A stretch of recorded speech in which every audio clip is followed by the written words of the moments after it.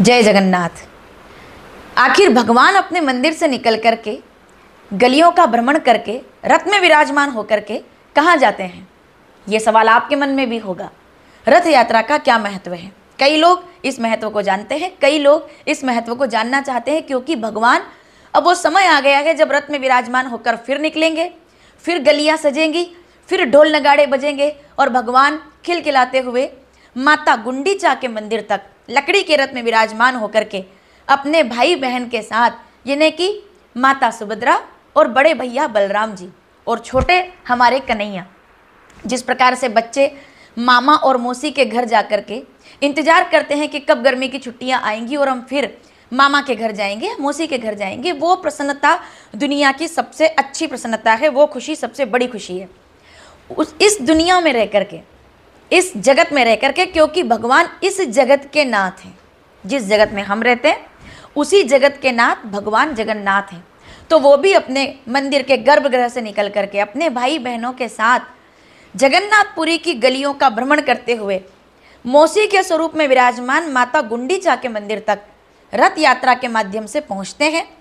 7 दिनों तक वहां निवास करते हैं और 9वें दिन में पुनः अपने मंदिर में प्रस्थान करते हैं। इसी यात्रा को हम लोग रथ यात्रा कहते हैं, जिसका बहुत बड़ा पौराणिक महत्व है।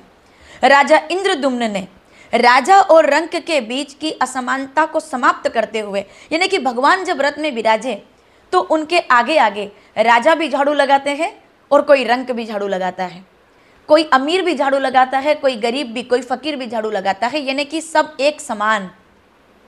जो फूल वाले हैं वो फूल बरसाएंगे, जो झाड़ू लगाने वाले हैं वो झाड़ू लगाएंगे, जो गली साफ करने वाले हैं वो गली साफ करेंगे, जो नारियल चढ़ाने वाले हैं वो नारियल चढ़ाएंगे। जिसके हृदय में जैसा भाव होगा वैसा ही अपना वो समर्पण करेंगे, जिसकी जैसी भावना उसकी वैसी पूजा। जैसे भगवान राम गए थे माता शबरी के यहाँ, वैसे ही हमारे जगन्नाथ भगवान जाते हैं माता गुंडीचा के यहाँ आनंद के लिए। ये आनंद का विहार है, ये बच्चों की तरह भगवान के मुस्कुराने का विहार है और इसी को हम लोग रथ यात्रा कहते हैं। हम आप सभी जानते हैं कि हमने भगवान को अलग अलग मुद्राओं में देखा है, कभी बंसी बजाते हुए, कभी धनुष उठाते हुए, कभी त्रिशूल उठाते हुए।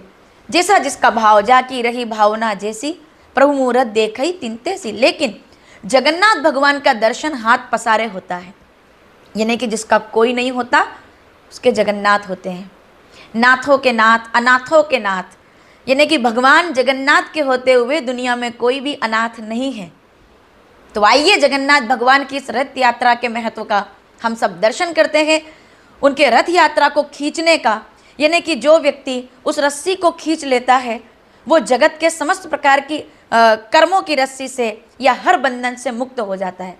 जो मेरी शरण में आएगा मैं उसे मुक्त कर दूंगा, जो मेरे रथ को खींचेगा मैं उसके समस्त प्रकार के जीवन के सब दुखों को, संतापों को, देहिक देविक भौतिक तापा, हर प्रकार के संताप को हर लूंगा। और जो हर प्रकार का संताप हर ले वही नाथों के नाथ जगन्नाथ हैं। तो आइए जगन्नाथ भगवान से प्रार्थना करते हैं कि हम आप सभी का जीवन मंगलमय हो और उनकी कृपा हम पर बनी रहे। तो जब भी आपको मौका मिले इस समय में जगन्नाथ भगवान की जगन्नाथपुरी में 4 धाम में से एक धाम में जाने का, जो साक्षात कलयुग के भगवान हैं, अगर उनके दर्शन का, उनके ध्वज के दर्शन का, उनकी नगरी के दर्शन का, उनके स्वरूप के दर्शन का अवसर मिले तो जरूर जाइए और एक बार उस रस्सी को खींचकर अपने कर्मों के हर प्रकार के बंधन से मुक्त हो जाइए। जय जगन्नाथ, हर हर महादेव।